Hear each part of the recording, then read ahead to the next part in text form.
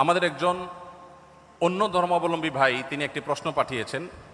তার প্রশ্নটাই আমার হাতে সবার আগে আছে, উপরে আছে। আমি সেই প্রশ্নটির উত্তর দিয়ে শুরু করছি। তিনি লিখেছেন, আমি জন্মসূত্রে একজন হিন্দু। পৃথিবীতে অনেক ধর্মগ্রন্থ বিদ্যমান এবং প্রতিটা ধর্মগ্রন্থই তার অনুসারীদের কাছে সত্য এবং তাদের কাছে এর সত্যতার প্রমাণ করার জন্য যথেষ্ট যুক্তিও রয়েছে। আমার প্রশ্ন হলো, আমি যদি কোনো একটা ধর্মগ্রন্থকে সঠিক বলে মেনে নিতে চাই, সেটা কিভাবে সম্ভব, কিভাবে হবে? আমি কিভাবে বুঝবো যে এটাই সঠিক, বাকিগুলো ভুল? যেহেতু সবার নিজের ধর্মগ্রন্থগুলো সঠিক বলে মনে করেন, আমি নিরপেক্ষভাবে কোনটাকে সঠিক বলে মেনে নিব এবং কেন মেনে নিব? খুবই গুরুত্বপূর্ণ এবং খুবই প্রয়োজনীয় প্রশ্ন করেছেন আমাদের এই ভাই। আমি প্রথমে তাকে ধন্যবাদ জানাই তার প্রশ্নটি আমাদের কাছে উপস্থাপন করবার জন্য।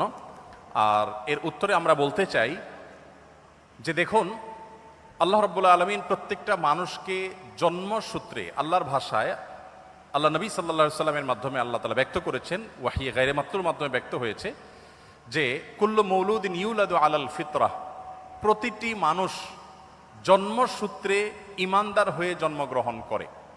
প্রত্যেকটা মানুষের স্রষ্টার প্রতি বিশ্বাস, এটা নিয়েই সে দুনিয়াতে আসে।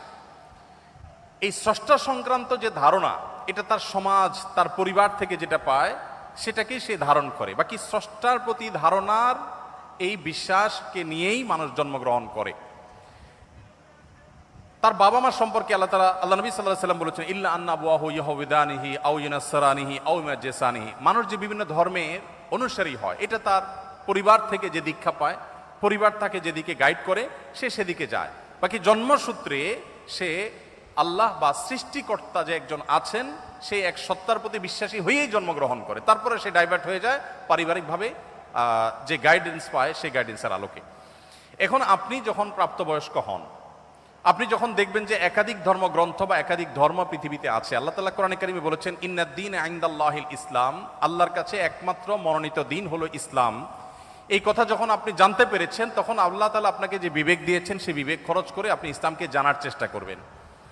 আমরা যদি কেউ অন্য ধর্মকে জানার চেষ্টা করি, বিশেষ করে আমার যে ভাই প্রশ্ন করেছেন তিনি এবং আরও যারা অন্যান্য ধর্মে আছেন, আমি যদি বলতে চাই যে তারা যদি ইসলামকে জানার চেষ্টা করেন নির্মোহভাবে, তারা যদি সত্যানুসন্ধানী দৃষ্টি নিয়ে ইসলামকে স্টাডি করেন, কোরআনকে তারা পাঠ করেন এবং পড়েন, আমার বিশ্বাস একটা সময় তারা ইসলামের সত্যতাকে খুব সহজে, খুব স্বাভাবিকভাবে উপলব্ধি করতে পারবেন।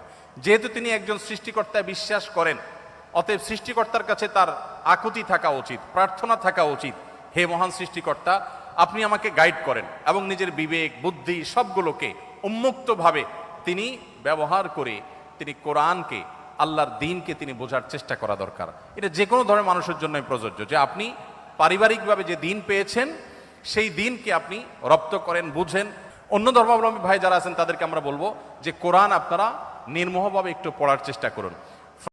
এই ভাইকে আমি আহ্বান জানাবো, মুসলিমদের ধর্ম কোরআন যেরকম জানার জন্য বলেছেন আহমদুল্লাহ সাহেব, আমি বলবো পাশাপাশি আপনি আপনার নিজ ধর্মকেও ভালো করে জানেন, কি আছে ইসলাম সম্বন্ধে, হিন্দু ধর্ম সম্বন্ধে আপনার এবং সৃষ্টিকর্তা সম্বন্ধে, এগুলি ভালো করে জাস্টিফাই করে এবং ইসলামও জাস্টিফাই করেন, তারপর নিজের বিবেককে খাটান।